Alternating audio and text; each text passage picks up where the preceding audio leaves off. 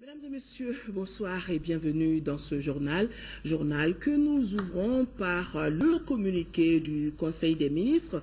Le Conseil des ministres s'est réuni en session ordinaire ce jour dans sa salle de délibération au Palais de Koulouba et c'était sous la présidence du président de la République, Ibrahim Boubacar Keïta.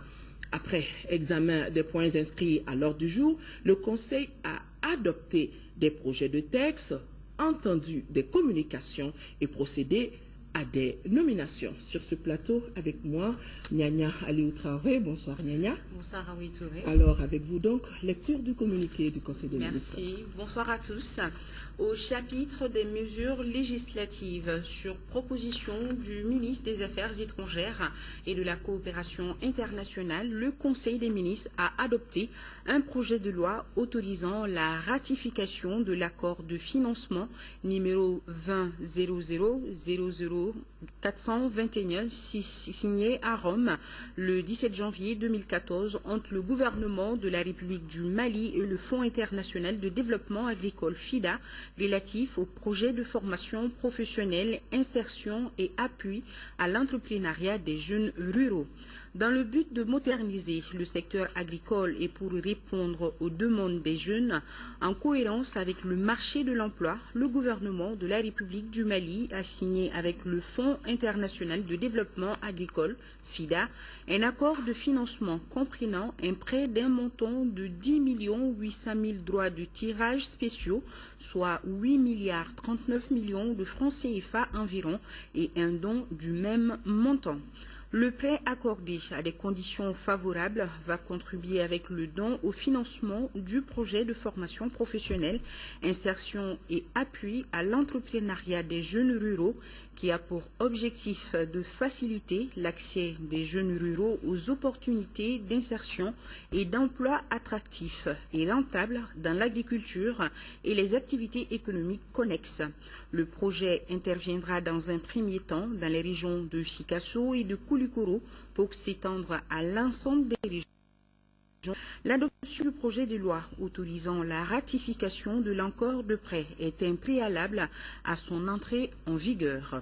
Au chapitre des mesures réglementaires sur le rapport du ministre de la fonction publique, le Conseil des ministres a adopté des projets de décret relatifs à l'organisation, aux modalités de fonctionnement et au cadre organique de la Direction nationale de la fonction publique et du personnel.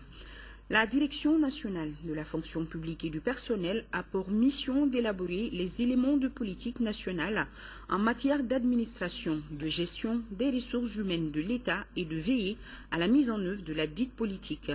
Un audit de la gestion de la fonction ressources humaines réalisé en 2005 a mis en évidence la non-prise en compte de la dimension équité-genre dans notre système de gestion des ressources humaines, alors que notre pays s'est engagé à traduire le principe d'égalité dans les lois, politiques et programmes. Il est également apparu que la gestion des contractuels de l'État n'est pas assurée au niveau de la Direction nationale de la fonction publique et du personnel. Pour corriger cette situation, il est proposé par les présents projets de décret la modification du décret numéro 9-134 PRM du 27 mars 2009 fixant l'organisation et les modalités de fonctionnement de la Direction nationale de la fonction publique et du personnel et la modification du décret numéro 09-138 PRM du 27 mars 2009 déterminant son cadre organique. Ces modifications vont permettre de doter la Direction nationale de la fonction publique et du personnel de structures organisationnelles pérennes chargées de développer et de mettre en œuvre un programme d'accès à l'équité dans les emplois publics en faveur des femmes et des personnes handicapées et de prendre en charge l'administration du personnel contractuel. Elle ouvre également le cadre organique aux fonctionnaires du cadre de la gestion des ressources humaines. Au chapitre des mesures individuelles, le Conseil des ministres a procédé aux nominations suivantes. Au titre du ministère des Affaires étrangères et de la coopération internationale, inspecteur à l'inspection des services diplomatiques et consulaires, Alou Traoré, inspecteur des services économiques. Au titre du ministère de l'économie et des finances, chargé de mission, Madame Doukouré Dougoubarka Silla, inspecteur des services économiques. Barema Bokoum, économiste. Inspecteur en chef adjoint à l'inspection des finances. Madi Baba Djakité, inspecteur des services économiques. Inspecteur à l'inspection des finances. Kassari Moukoro, inspecteur des services économiques. Bakari Malé, inspecteur des finances. Amadou Djara, inspecteur des finances. Salia Djakité, inspecteur des finances. Ladji Samake, inspecteur des services économiques. Seydou Mamadou Maïga, inspecteur des services économiques. Abdoul Aïdara, inspecteur des finances. Atayer Oussouba Diko, inspecteur des finances. Soungalo Kone, administrateur civil. Directeur des finances et du matériel, Souleiba, inspecteur des finances. Au chapitre des communications, au titre du ministère des Affaires étrangères et de la coopération internationale, le Conseil des ministres a examiné une communication relative aux conclusions des travaux de la 68e session ordinaire de l'Assemblée générale des Nations unies, tenue du 17 septembre au 17 décembre 2013 à New York. La 68e session de l'Assemblée générale des Nations unies a enregistré la participation du président de la République à la tête d'une importante délégation. Elle s'est penchée sur diverses questions relatives à la paix et à la sécurité internationale, au désarmement, au développement socio-économique et culturel, à l'environnement et à la situation sécuritaire au Sahel. Elle a marqué le retour de notre pays sur la scène internationale, traduit par la participation remarquée du président de la République au débat général et à la réunion de haut niveau sur la stratégie intégrée des Nations unies pour le Sahel. À l'issue des travaux, l'Assemblée générale des Nations unies a adopté d'importantes résolutions et décisions relatives notamment à l'assistance aux États pour l'arrêt de la circulation illicite et à la collecte des armes légères et de petit calibre, à la deuxième décennie des Nations unies pour l'élimination de la pauvreté et au financement de la mission multidimensionnelle intégrée des Nations unies pour la stabilisation au Mali, MINUSMA. Au titre du ministère du Plan et de la Prospective, le Conseil des ministres a examiné une communication relative aux conclusions de l'étude d'évaluation des besoins de formation des agents du système statistique national. Le système statistique national est l'ensemble des moyens institutionnels, humains et financiers mis en œuvre pour la production, la diffusion et l'utilisation des statistiques comme outil d'aide à la décision. Les revues annuelles du chemin directeur de la statistique et d'autres études spécifiques ont révélé une insuffisance des ressources humaines dans l'ensemble des structures qui composent le système statistique national, à savoir l'Institut national de la statistique, les cellules de planification et de statistique, les observatoires et certains services spécialisés tels que la Direction générale du budget, la Direction générale des impôts et la Direction générale de la douane. Depuis une vingtaine d'années, seulement 23 cadres supérieurs en statistique ont été formés. Les statisticiens sortis d'une école de statistique ne représentent que 15% de l'effectif du système statistique. Des non-statisticiens de formation sont recrutés dans les emplois de statisticiens. Pour trouver une solution définitive à ce problème récurrent de ressources humaines du système statistique national, une évaluation des besoins de formation a été réalisée en 2011 à la demande du gouvernement. Sur la base de diagnostic des besoins de formation en statistique, le rapport propose un plan d'action ainsi qu'une stratégie d'exécution en s'inspirant d'autres pays de la sous-région. Il recommande la création d'un centre de formation et de perfectionnement dans lequel sera ouverte une filière de formation de techniciens supérieurs en statistique et qui va assurer également la formation continue du personnel du système statistique national et la mise à niveau des candidats maliens aux différents concours d'accès aux écoles de statistique à vocation régionale. La création de ce centre, dont les textes seront soumis au gouvernement avant la fin de l'année, permettra à notre pays de renforcer les capacités en ressources humaines qualifiées des structures du système statistique et de disposer d'une structure pérenne de formation et de perfectionnement des agents. Voilà, Ouitouré, ce qu'on pouvait retenir de ce Conseil des ministres d'aujourd'hui. Merci Nyanya Aliou Traoré. Vous allez rester avec moi pour suivre le cours de ce journal. Après avoir donc présidé le Conseil des ministres, le président de la République s'est envolé pour Yamoussoukro, où il est déjà arrivé. Ibrahim Boubacar Keïta prendra part au sommet de la CEDEAO en compagnie d'autres chefs d'État de la CEDEAO. Le Mali et la Guinée-Bissau figureront au menu des discussions. Voilà le président de la République cet après-midi à son arrivée à Yamoussoukro. Yamoussoukro, c'est à 2 heures de route d'Abidjan en Côte d'Ivoire. Voilà, le président de la République saluant les membres du gouvernement ivoirien, des personnalités de la communauté malienne venues à son accueil. Des images qui nous ont été envoyées par nos envoyés spéciaux Amadou Sankaré et Adama Kamara. À l'Assemblée nationale, c'est la prestation de serment des membres de la Haute Cour de justice et c'était au cours d'une cérémonie solennelle en présence des présidents de la Cour constitutionnelle et de la Cour suprême. La Haute Cour de justice se compose de 18 membres dont, on le signale, aucune femme. Bourama Traoré était présent. On les appelle ici juges titulaires et juges suppléants, les membres de la Haute Cour de justice. Ils sont 18 au total, tous désignés par l'Assemblée nationale. Ces nouveaux membres de la Haute Cour de justice ont prêté serment ce jeudi. La cérémonie est solennelle, l'acte est historique et une première.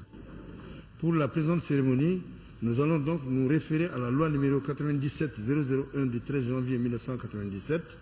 L'article 2 de la dite loi dispose: avant d'entrer en fonction, les juges titulaires et les juges suppléants prêtent devant l'Assemblée nationale le serment suivant. Je jure solennellement de bien et fidèlement remplir ma mission, de l'exercer en toute impartialité, dans le respect de la Constitution, de garder religieusement le secret des délibérations et des votes, de ne prendre aucune position publique, de ne donner aucune consultation à titre privé sur les questions relevant de la compétence de la Haute Cour de justice. Je le jure. Je le jure. Après la prestation des serments, le président de l'Assemblée nationale les a renvoyés à l'exercice de leurs fonctions. Pour Isiaka Sidibé, la tâche est loin d'être facile. Nous en prenons acte et vous renvoyons à l'exercice de vos fonctions. Nous vous souhaitons bonne chance et sommes convaincus que vous saurez assumer les lourdes charges qui vous attendent. C'est la première fois que la Haute Cour de justice fonctionne au Mali, 22 ans après l'adoption de la Constitution du 25 février 1992. Pourtant, la loi fondamentale prévoit la création de cette juridiction qui a une mission précise. Il s'agit de la Cour qui est chargée de juger le président de la République pour haute trahison et les ministres pour crimes commis dans l'exercice de leurs fonctions. Elle est composée de 9 membres titulaires et de 9 suppléants. Elle est assistée par des magistrats, des hauts magistrats de la Cour suprême. L'instruction est faite par la Cour suprême, par les magistrats que la Cour suprême va désigner.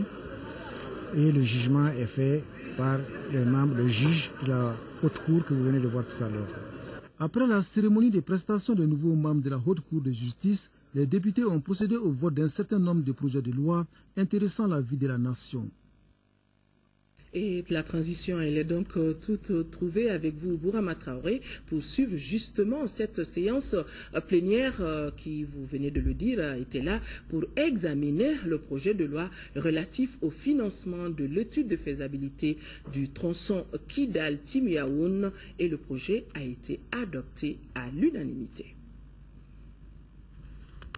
Les députés adoptent à 128 voix le projet de loi relatif au financement de l'étude de faisabilité du tronçon Kidal-Timia-Oun à la frontière algérienne. Faisant partie de la transaérienne, le tronçon est long de 365 km. La mise en œuvre du projet permettra notamment de promouvoir les échanges économiques et commerciaux entre le Mali et l'Algérie. La relation de cette route, Kidal-Timia vers la frontière algérienne, permettra un désenclavement intérieur et extérieur du pays. Elle permettra d'établir une liaison bitumée entre les localités de Bourem, Kidal, Abibara et Timaoun. Permettre le désenclavement de la zone nord-est du pays. Ça permettra aussi de réduire le coût élevé des transports. Et puis encourager le flux des échanges et des investissements et promouvoir l'intégration entre le Mali et l'Algérie. Et de mettre surtout en valeur l'exploitation et le transport des ressources minières et touristiques tellement importantes dans la zone. L'étude de faisabilité du tronçon Kidal-Timia-Oun est financée à près d'1 milliard de francs CFA, un prêt mis à la disposition du Mali par la Banque islamique de développement BID. Cette étude doit durer 6 mois selon le ministre de l'Équipement et des Transports. Le général Abdoulaye Koumaré assure de la prise en compte de l'aspect sécuritaire dans la réalisation du projet. Dans le coût estimatif, il est dit quelque part que les aspects sécuritaires et les aléas, les impondérables sont pris en compte. Avec le ministère de la Défense et des anciens combattants, nous travaillons en synergie et en parfaite symbiose pour pouvoir asseoir le dispositif sécuritaire qui sied pour de tels travaux. Pour l'opposition, le rapport de la Commission des Transports ne prend pas en compte l'aspect environnemental et social, pourtant essentiel pour la réussite du projet, une insuffisance qu'il faut donc corriger. Et aujourd'hui, plus que jamais, il faudrait que cette étude soit faite et menée à temps. Si elle n'est pas menée, l'étude à laquelle on va aboutir ne permettra certainement pas de faire les travaux. On parle, dans le rapport de la Commission, de prendre en compte l'aspect communautaire, mais quel bureau d'ingénieur conseil va prendre en compte cet aspect s'il n'est pas chiffré? Il faudrait que ça soit chiffré. L'accord de financement de l'étude de faisabilité du tronçon Kidal-Timia-Oun a été signé le 6 janvier 2014 à Bamako entre le gouvernement du Mali et la Banque islamique de développement. La fièvre Ebola, on en parle encore ce soir pour une mobilisation générale afin d'éviter son introduction et sa propagation au Mali. Les spécialistes en santé publique et les épidémiologistes ont organisé une conférence de presse pour un soutien national. À la date d'aujourd'hui, aucun cas n'a été signalé. Mariam Sagara a suivi ce point de presse. Le Mali, pour l'instant, ne connaît aucun cas de la fièvre mortelle d'Ebola, rassurent les spécialistes. Très proche de la zone épidémique qu'est la Guinée, le ministère de la Santé au Mali s'engage à faire face à un quelconque foyer de l'épidémie. Pour ce faire, les experts demandent la participation de toutes les populations au respect strict des consignes et règles données pour éviter cette grave maladie. La prévention individuelle consiste à observer les mesures d'hygiène et d'assainissement lorsqu'il y a un cas. Il s'agit d'éviter la manipulation des animaux qui sont morts par la maladie, chauves-souris, chimpanzés, singes ou les porcs. Il s'agit d'éviter le contact homme-corps des malades qui sont décédés de par la maladie. Parce que la contamination se fait de deux manières, à travers le contact avec des animaux ou la contamination interhumaine. Il s'agit pas de paniquer. La maladie, certes, existe en République de Guinée, mais pour l'instant, aucun cas n'a été enregistré au Mali. Le Mali prendra toutes les dispositions possibles pour ne pas enregistrer de cas du redoutable virus, a fait savoir le docteur Kone. Le règlement sanitaire international n'autorise pas la fermeture des frontières. Donc, la solution la plus simple consiste à éviter le déplacement vers les zones infectées, en l'occurrence la Guinée pour l'instant, qui fait frontière avec le Mali. C'est-à-dire ne pas se déplacer si ce n'est pas indispensable. L'Organisation mondiale de la santé aide le Mali et les autres pays concernés pour circonscrire l'avancée de cette maladie. L'OMS fournit une assistance technique aux besoins et soutient le corps sanitaire sur le terrain. Toutes les frontières sont sous contrôle médical jusqu'à nouvel ordre. À l'invitation du ministre des Affaires étrangères et de la coopération internationale, le ministre allemand de la coopération économique et du développement effectue à partir d'aujourd'hui et cela jusqu'à demain une visite d'amitié et de travail dans notre pays. Et durant son séjour, il sera reçu par le Premier ministre, chef du gouvernement Oumar Tatam Li, et se rendra à Koulikoro pour visiter l'Institut polytechnique rural de formation et de recherche appliquée IPR ISFRA et la commune de Tchefala. Le ministre des Maliens de l'Extérieur, Dr Abdrahmane Silla, séjournera, il est déjà parti puisqu'on nous dit séjournera, hier c'était le 26, et cela jusqu'au 8 avril dans 3 pays de l'Afrique de l'Est à la rencontre de nos compatriotes et des autorités des pays d'accueil. Il s'agit de la Tanzanie, du Kenya et du Mozambique. Cette visite fait suite à celle effectuée en février dernier dans d'autres pays d'Afrique centrale. Les rideaux sont tombés ce matin sur les travaux de la concertation régionale sur la situation alimentaire et nutritionnelle en Afrique de l'Ouest et du Centre. Une fin de travaux marquée par un point de presse suivi par Nando Dambélé. Au terme de cette concertation régionale, l'espace CELS-CEDEAO dispose désormais d'une situation alimentaire et nutritionnelle actualisée assortie de recommandations fort utiles aux autorités nationales, régionales et aux partenaires au développement. Les résultats sortis de cette rencontre-là aujourd'hui sont les résultats définitifs de la campagne. Il n'y en a pas d'autres. C'est ça, les résultats que les pays vont défendre. C'est ça les résultats que la région va défendre. C'est ça aussi que les résultats que nous portons à l'intention de nos partenaires techniques et financiers. Ainsi, cette rencontre annuelle constitue pour les pays un instrument de dialogue dans la prise en charge des populations en face d'un risque d'insécurité ou par l'atténuation d'une éventuelle crise alimentaire. C'est pourquoi, à travers cette concertation, l'approfondissement des performances particulières des résultats de la campagne agro-pastorale et de l'analyse du cadre harmonisé s'impose du fait de la qualité et de leur adéquation comme instrument de prévention et de réponse à l'insécurité alimentaire. D'une manière générale, la production céréalière au Sahel et en Afrique de l'Ouest pour la campagne agricole 2013-2014 a enregistré une hausse de 11%, pour 57 018 000 tonnes, excepté le mil qui a enregistré une baisse de 20%. Les tubercules enregistrent, eux, 16 à 23% de hausse. Toutefois, 5 à 8 millions de personnes courent des risques d'insécurité alimentaire. Lancement des journées de concertation des acteurs de l'eau et de l'assainissement. Cette rencontre annuelle fera le point sur les progrès et difficultés enregistrés par la structure et projets intervenant dans le secteur eau et assainissement. Ramata Konate. La concertation annuelle des acteurs de l'eau et de l'assainissement vise plusieurs objectifs. Évaluer la performance du secteur eau et assainissement pour l'année 2013, examiner le programme d'activité 2014 et le CDMT 2015-2017. Il s'agit là de l'élaboration du cadre de dépenses à moyen terme couvrant les 3 prochaines années. En attendant, des défis restent à relever. Aujourd'hui, on voit que 36% n'ont pas accès à une source d'eau améliorée. Nous voyons aussi que 68% de la population n'ont pas accès à une installation sanitaire améliorée et que 14% de la population, c'est-à-dire 2,2 millions de personnes, font toujours recours à la défécation à l'air libre. Quant aux difficultés, elles ont pour nom le faible niveau de financement et de coordination des activités et une insuffisance dans le système de suivi et évaluation. Pour résoudre tous ces problèmes, des propositions devront être faites à l'issue de cette rencontre. Ce rendez-vous de 2 jours regroupe, outre les partenaires, les représentants des structures et projets concernés par le secteur eau et assainissement.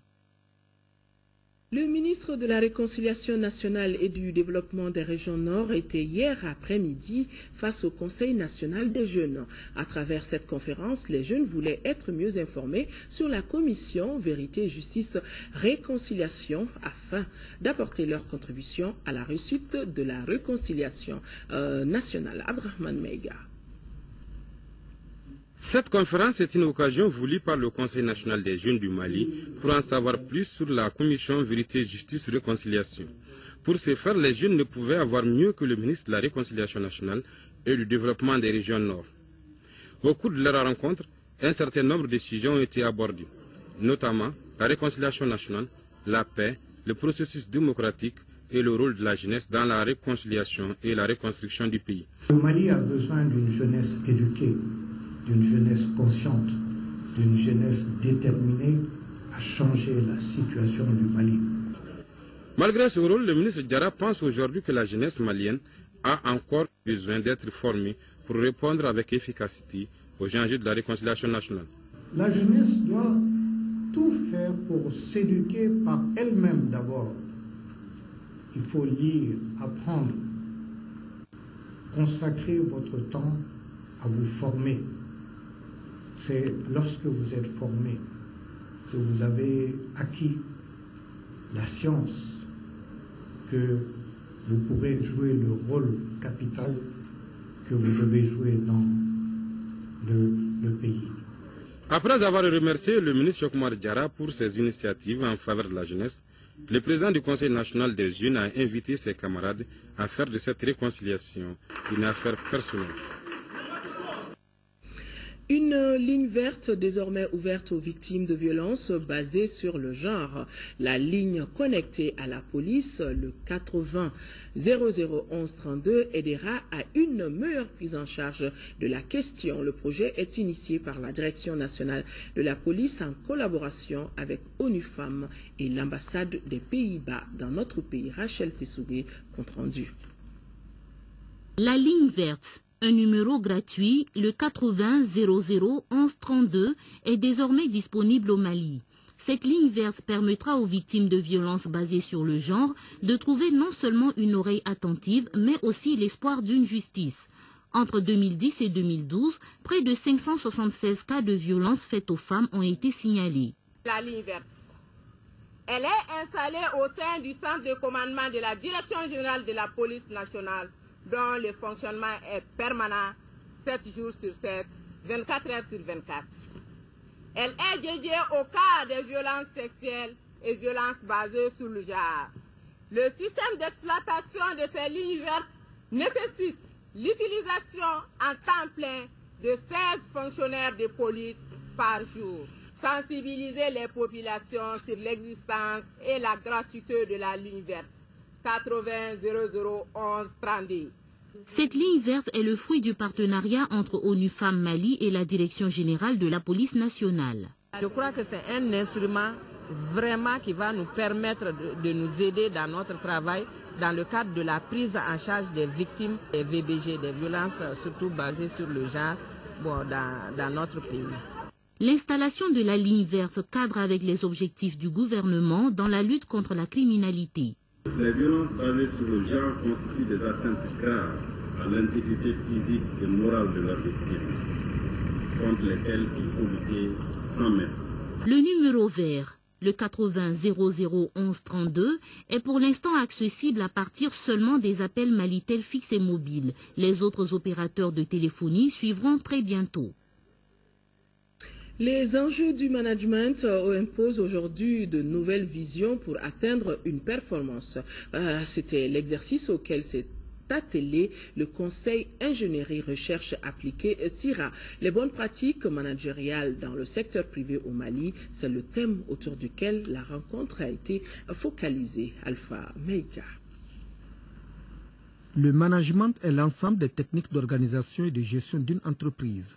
Les bonnes pratiques sont les méthodes pour organiser, diriger et gérer une entreprise dans le but d'atteindre une performance. C'est fait dans le prolongement de notre revue annuelle de direction et dans le cadre du système de management de la qualité.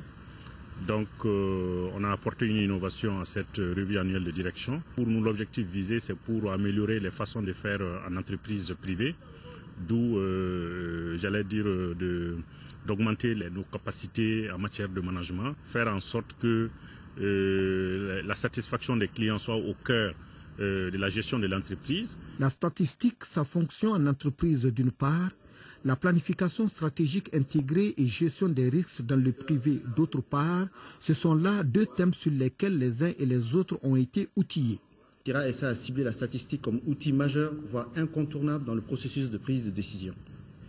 Ne disons pas que les nombres gouvernent le monde. Je puis d'ores et déjà vous assurer que le soutien de mon département ministériel ne fera pas défaut s'il est sollicité pour accompagner toute initiative allant dans ce sens. CIRA est une firme de génie conseil qui fait des prestations dans le domaine des infrastructures de transport, dans le domaine des infrastructures hydrauliques.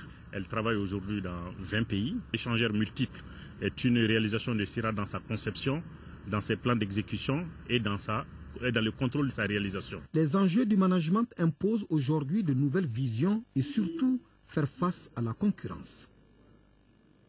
Fait hier de la visite d'affaires de la forte délégation du port autonome de Cotonou à Bamako pendant 48 heures, la délégation conduite par le directeur général du port autonome de Cotonou, après les séances de travail avec le Conseil malien des chargeurs, des transporteurs routiers, des opérateurs économiques, hier donc c'était au tour du groupe Tuguna Industrie de recevoir la délégation. Une conférence de presse et un dîner débat ont sanctionné la mission à Bamako. Mission suivie par Mohamed Ould Mamouni.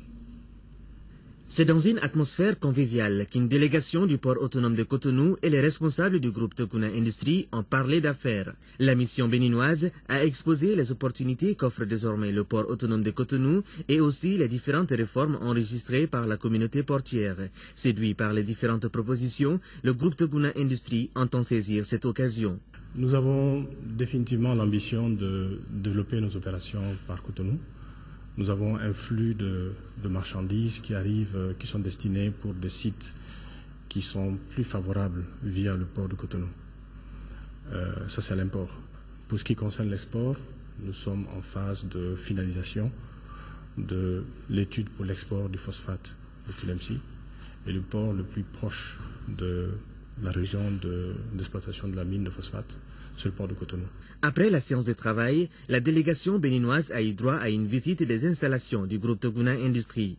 Un agenda chargé pour la mission, quelques heures plus tard, elle a rencontré les hommes des médias pour faire le point de sa visite au Mali. Nous avons rencontré les opérateurs économiques maliens sur des discussions vraiment que j'estime très très positives. Essentiellement, nous avons déjà parlé, et j'ai dit et redit à chacun d'eux l'importance des réformes qui ont été engagées au port de Cotonou et les résultats obtenus de ces réformes-là, de la mise en œuvre de ces réformes. Juste après la conférence de presse, un dîner-débat a mis fin à la mission du port autonome de Cotonou à Bamako. Quel engagement syndical pour une école plus performante? C'est le thème du 5e congrès. L'éducation qui a ouvert ses travaux, c'était ce matin à la maison de la presse. Daouda Sidiki Diarra.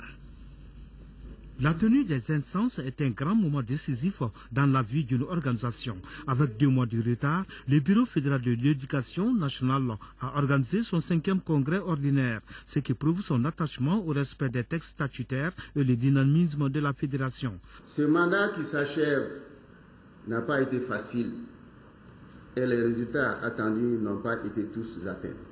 Mais grâce à la détermination des uns et des autres, nous avons obtenu quelques satisfactions. Le processus de transformation des écoles communautaires en écoles publiques est en cours et le gouvernement promet d'intégrer leurs enseignants dans la fonction publique des collectivités. On constate de plus en plus le respect des textes dans la création et l'ouverture des écoles privées. Les orientations dans les écoles privées obéissent de plus en plus à des critères établis par le département chargé de l'éducation. Ce congrès va sans nul doute contribuer à une meilleure connaissance et compréhension de la situation que vit l'école malienne. Il devra permettre de situer la responsabilité des différents acteurs. En somme, il s'agira de faire l'état des lieux de notre système éducatif. Nous partageons sincèrement, disons, ce bilan et aussi les perspectives que vous projetez pour votre nouveau bureau. Une école performante est tout d'abord une école apaisée, dira le secrétaire général du ministère de l'Éducation nationale. C'est un souci qui n'est pas nouveau, puisque vous vous rappelez que dans les années 2005-2006, les partenaires de l'éducation et le gouvernement ont signé un accord de partenariat pour une école apaisée et performante.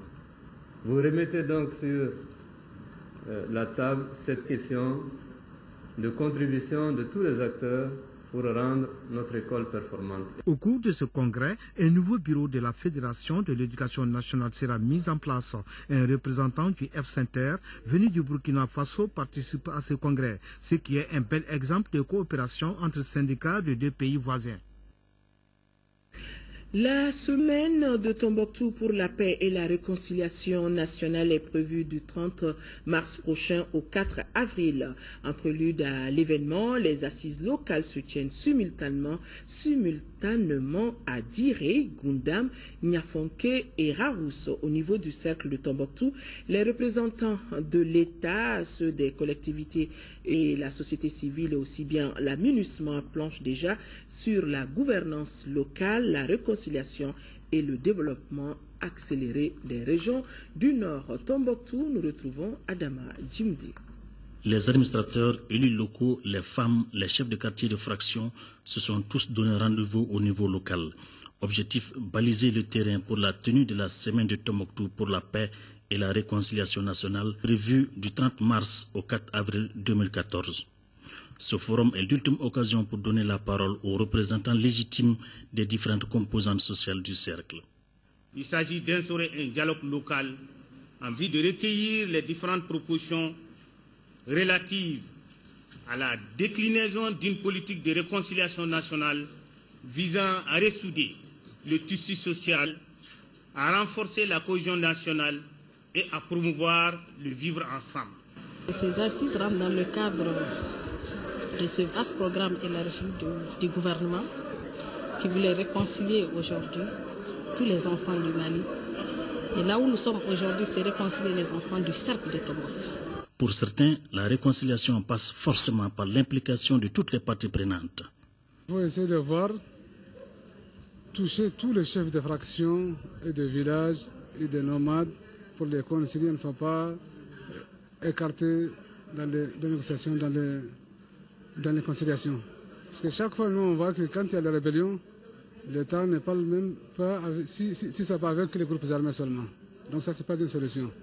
On a vécu ça plusieurs fois, donc maintenant, vraiment, c'est qu'on cherche que l'État nous voit un armée républicain fort, équiper le terrain pour voir le paix. Après ça, on peut se consulter, on peut négocier, on peut faire tout. Ces assises, concomitamment organisées dans les cercles de Diré, Niafonke, Rarousse et Gundam, se tiennent en présence des représentants du ministère de la Réconciliation nationale et du développement des régions du Nord. En 5e région, plus de 30 millions de francs CFA, c'est le coût de réalisation de l'unité de transformation de l'échalote du village de Dandoli. C'est dans le cercle de Banyagara par l'ONG Yaktou et ses partenaires. Cette unité contribuera à la lutte contre la pauvreté et la réduction surtout du taux d'exode des jeunes de 10%. Mahamar Ibrahim Touré. L'unité de transformation de l'échalote de Dandoli, inaugurée, a été construite, équipée pour un coût global de 31 913 231 francs CFA répartis entre l'ONG Yaktou, les ressources de Dandoli en Côte d'Ivoire, les populations du village et les partenaires. L'infrastructure comprend un magasin de conservation, un espace de séchage et un atelier de transformation. Le projet a eu pour but de contribuer à la réduction du taux d'exode et de migration des jeunes par la valorisation de la filière échalote dans les secteurs de Dandoli. Mais ce qui est important pour nous, c'est que le comité de gestion et le comité de surveillance veillent au grain pour la pérennisation du projet. Fruit de la coopération Union européenne, elle répond aux besoins de développement durable des femmes bénéficiaires et contribuera à réduire les souffrances de la population de Dandoli. L'unité de transformation d'échalote valorise l'échalote du pays d'Ogo. Elle renforce un maillon important de la filière échalote la commercialisation, la création d'emplois saisonniers au niveau local pour les jeunes et régénérer des activités génératrices de revenus pour les femmes. L'ouverture de cette unité de transformation est une preuve supplémentaire de l'engagement des acteurs de développement comme Yatou et ses partenaires pour assurer aux populations en général un bien-être social. Les sketchs, l'importance de l'unité, les troupes d'animation de Sinkerman et les masques de Kokoro ont agrémenté la cérémonie qui a donné les premiers coups de démarrage de la production et la visite des locaux.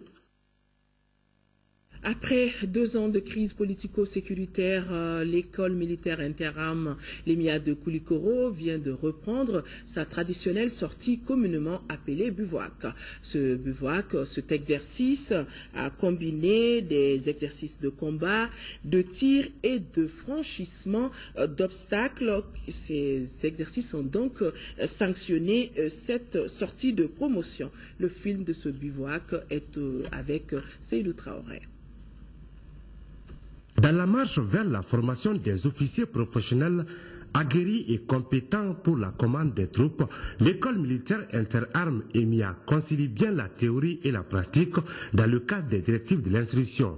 En effet, le premier trimestre de l'année académique de cette école militaire sous-régionale vient d'être sanctionné par un bivouac. Ce bivouac représente pour le centre d'instruction, particulièrement pour l'école militaire interarmes, la mise en pratique de ce qui a été appris théoriquement pendant quelques mois. Ça nous a permis de mesurer les écarts entre les objectifs qu'on s'était fixés et les objectifs que nous avons atteints au cours de ce trimestre. Ça a permis également aux élèves de se mesurer, de se connaître soi-même par rapport à la résistance sur le terrain. Pour ce premier bivouac de l'année en cours, ils étaient 138 élèves officiers de la première, deuxième et troisième année EMIA, encadrés par 7 instructeurs à prendre part aux 7 jours d'exercice à Tientiembougou, localité située à une vingtaine de kilomètres de Koulikoro. Ici, les élèves officiers de la troisième année se sont exercés sur un modèle de combat, à savoir la reconnaissance d'une résistance isolée. Devant moi, dans la direction du canot de mon arme. La mission de reconnaissance, après débordement du village, monte à l'assaut et neutralise l'ennemi. J'ai trouvé le bivouac intéressant. Ça nous a appris à vivre en campagne. Aussi, nous avons eu à pratiquer beaucoup de choses qu'on a appris à l'école. Ça nous a été profitable. Déjà, on constate que réellement, c'est pas facile. C'est pas facile, il faut beaucoup de courage, il faut beaucoup s'appliquer sur le terrain pour pouvoir mener à bien les missions qui nous seront confiées. L'accent a été mis surtout sur la tactique, la topographie, l'organisation du terrain et camouflage, les tirs avec la mitrailleuse 14-5 bitube, le LRAC, lance-roquettes anti-char, ensuite le lancer de grenades. Les élèves officiers ont effectué des séances de tir, une opération de franchissement et se sont exercés sur la réalisation d'un abattis. La direction des écoles militaires et celle du centre d'instruction Boubacar Sarassi se sont réjouis de la qualité de l'apprentissage, de la discipline et du respect des normes de l'instruction. Parlons de l'ouverture hier au stade du 26 mars de la 2e édition du camp biblique des femmes chrétiennes de l'église évangélique du district de Bamako, avec pour thème le rôle de la femme dans la reconstruction, la consolidation de la paix et l'unité nationale. Fademba Keita.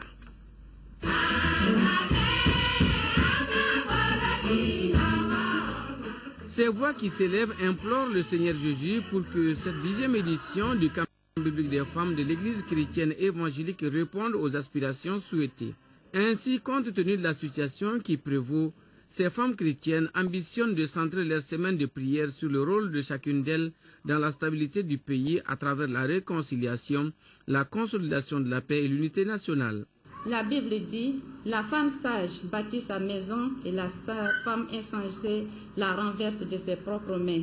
Notre désir est que chaque femme, au sortir de ces camps, se sente responsable pour un Mali laïque, réconcilié, paisible, indivisible et épanoui. Au cours des 7 jours de prière pour la nation, d'autres sujets tels que l'importance de la communication dans le foyer, le rôle de la femme chrétienne dans l'éducation des enfants seront aussi abordés. Une rencontre qui se tient tous les ans pour rassembler les femmes, pour les enseigner, pour édifier leur foi chrétienne, pour qu'elles puissent prendre la place qui est la leur dans leur foyer. Pour les représentants du ministre délégué des Affaires religieuses et du culte et du Haut Conseil islamique, le camp biblique affermit non seulement la foi des femmes chrétiennes, mais aussi les formes afin d'être des artisans de la paix. Il faut que chacun de vous soit un apôtre, un bon apôtre, afin que votre Église devienne toujours plus nombreuse et plus forte, et pour qu'elle répande le plus du bien possible. Cette édition coïncide avec le 10e anniversaire du camp biblique des femmes de l'Église chrétienne évangélique du district de Bamako.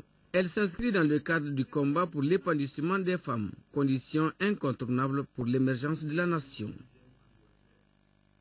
Le PC Maliba vole au secours de la population civile de Gao. Il vient d'équiper l'église catholique pour assurer de bonnes conditions de prière. Ce geste s'inscrit dans le cadre de l'élan de solidarité de nos forces armées envers la population civile. Boubacar Bablé Touré, depuis Gao. L'église catholique de Gao a connu d'importants dégâts matériels lors des événements douloureux qu'a connu le Mali. Elle a été vidée de tout son contenu par les assaillants.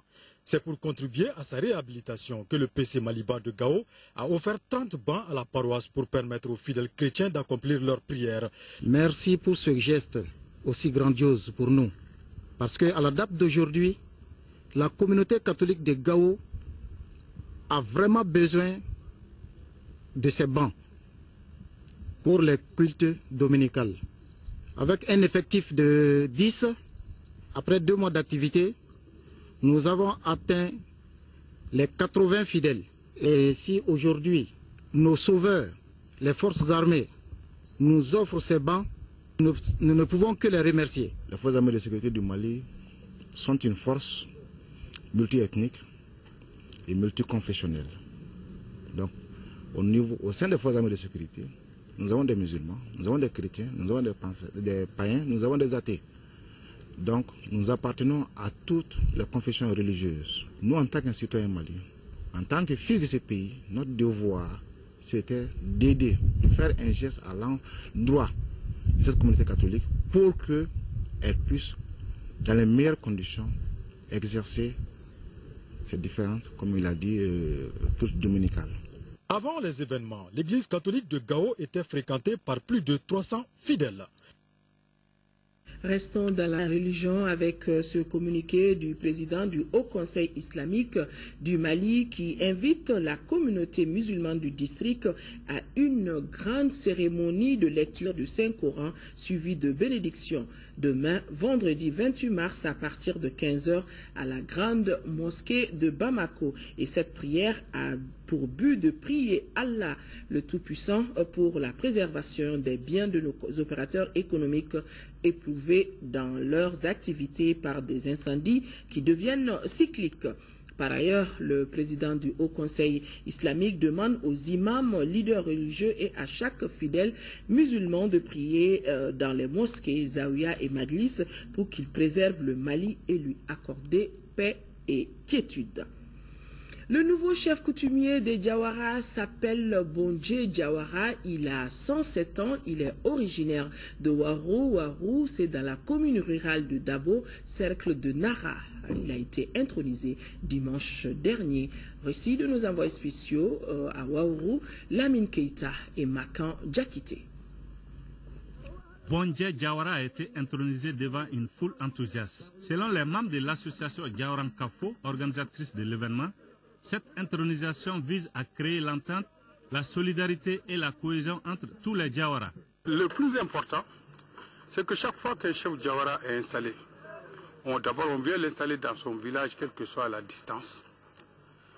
On le fait installer devant les témoins privilégiés des Diawara, qui sont les Galedou, les Kamisoko, les Sako, et leurs griots attitrés, qui sont les Dramé Sroga, les Koïta Walimananke, les Tunkara, qui sont des griots aussi. Ce sont les témoins privilégiés d'un Diawara son investiture. Pour les populations de la localité, l'initiative est salutaire. Non seulement c'est une cérémonie traditionnelle, ancestrale, qui unit tous les Diawara de toute la République du Mali et même en dehors de la République du Mali. Chaque chef, le plus âgé, est intronisé dans son village natal devant ses pères. Le représentant du président de la République à la cérémonie a souligné le rôle positif que peut jouer un chef coutumier pour consolider la paix et l'entente. Ma présence à cette cérémonie d'aujourd'hui est un accompagnement que Ibrahim Boubacar Keïta a voulu magnifier au niveau de la population et de la communauté Diawara. Bondje Diawara est le 4e chef coutumier de Diawara de 2006 à maintenant. Ses principales missions sont proposer l'entente, la solidarité et la cohésion, bannir la médisance et la trahison. Puisque nous sommes avec les Diawara, restons donc avec les Diawara pour vous présenter cette nouvelle publication qui est disponible dans vos kiosques, les Diawara de Gaussou Diawara. Ce livre est un appel à la paix, à l'amour de la patrie et à la solidarité pour bâtir comme nos aïeux une nation solide. Les Diawara est un livre mémoire que l'auteur dédie aux élèves et étudiants pour renforcer leur savoir du passé. Mois de mars, c'est la période des congés de Pâques, l'occasion toute trouvée pour les enfants de s'adonner à leurs jeux favoris. Certains sont initiatiques, éducatifs et d'autres purement et simplement divertissants. C'est ainsi qu'on voit les garçons jouant à la bille ou à la chasse au margouillat. Les filles, elles sont partagées entre la cuisine ou les jeux de poupées. Nyanya Aliou Traoré, avec le concours de l'ORTM Sikasso, nous entraîne dans l'univers de leur pastime. Nous sommes à Médine. Il est 14 h. Un groupe d'enfants est en pleine agitation. Les yeux rivés vers le sol, ils sont tous occupés par un jeu de billes. À tour de rôle, chacun jette sa bille vers la même direction. Le plus adroit touche la bille de son camarade et crie victoire, alors que la partie n'est pas encore terminée.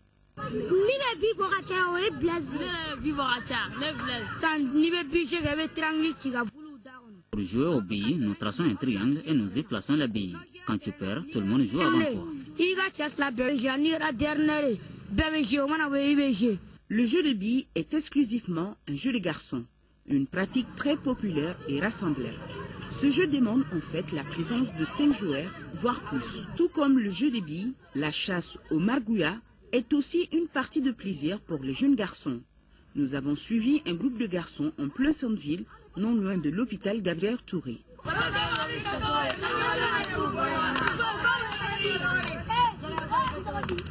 Dans le groupe, le chef des tireurs se fait respecter pour sa belle prise. Nous l'appelons Tégué parce qu'il est le meilleur. Il peut tuer plus de 20 margouillas. Derrière un mur familial, tout est réuni pour faire du bon tchèb de margouillat. Nous en faisons soit du riz au gras ou à défaut, nous les grillons. Un coup d'œil du côté des filles.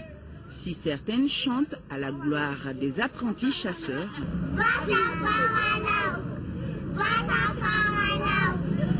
d'autres, les plus petites, sont occupées à faire la maman. Présentation des poupées, s'il vous plaît.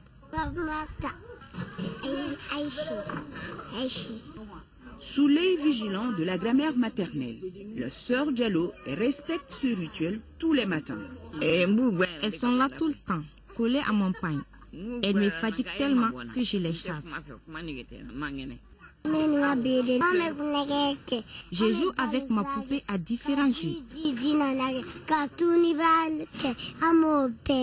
Bon, comme on a assez parlé des tout petits, maintenant à vous mes chers adultes. Dites-nous, quel était votre jeu préféré quand vous étiez môme? Notre jeu préféré, c'était la chasse aux margouillas, aux oiseaux avec les lance-pierres. Ça nous permettait de savoir ou même de s'entraîner à la course. Moi, à mon jeune âge, le jeu le plus fréquent, le plus pratiqué, c'était le football.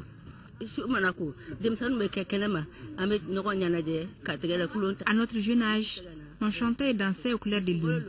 Le mois de carême était également une période propice pour les chants et danses. Nous sommes à mesure d'affirmer que certains tout petits continuent de perpétuer les jeux traditionnels ayant marqué votre enfance, notre enfance. Cependant, force est de reconnaître que les choses évoluent avec une vitesse de lumière dans nos sociétés d'aujourd'hui. Ceci au profit des nouveaux jeux qui isolent complètement l'enfant. Je voudrais parler des jeux vidéo. Voilà que Nyanya Aliou Traoré, son inspiration, nous plonge dans notre enfance qui n'a pas joué à la bille, fait la chasse au margouillat et habillé sa petite poupée. En tout cas, ils sont nombreux à avoir dégusté la viande du margouillat, ou communément appelée Bassa Sogo. À l'occasion de la commémoration du 26 mars, hier, la section 5 du Conseil national de la jeunesse du Mali a organisé un spectacle au terrain municipal de la dite commune. À travers cette initiative, la section 5 du CNJ rend hommage à cette journée qui constitue une étape importante dans l'histoire politique de notre pays. Voici le compte-rendu de Aldjouma Tina. C'est à travers un grand show en son et lumière que la section commune 5 du Conseil national de la jeunesse du Mali a commémoré le 26 mars.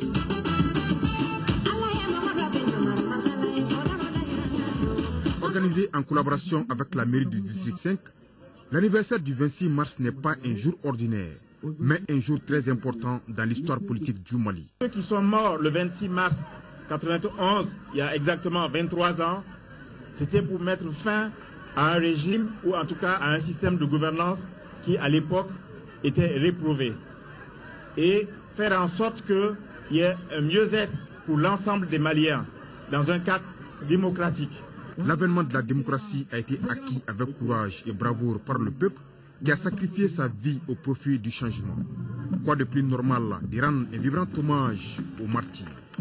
Oui, nous avons décidé à notre manière de commémorer le 26 mars pour rendre hommage à ces martyrs qui ont sacrifié leur vie pour qu'aujourd'hui les pays soient un pays démocratique. Au-delà de l'aspect hommage et des souvenirs, les artistes de la commune 5 ont fait vibrer le public à travers des prestations riches et variées. Voilà, c'est donc tout pour ce journal. Merci de l'avoir suivi. Demain, 10h, 13h, Kadiatou Kone prendra le relais. Et pour les éditions du soir, ça sera avec Nyanya Aliou Traoré. Excellente nuit à tous. Au revoir.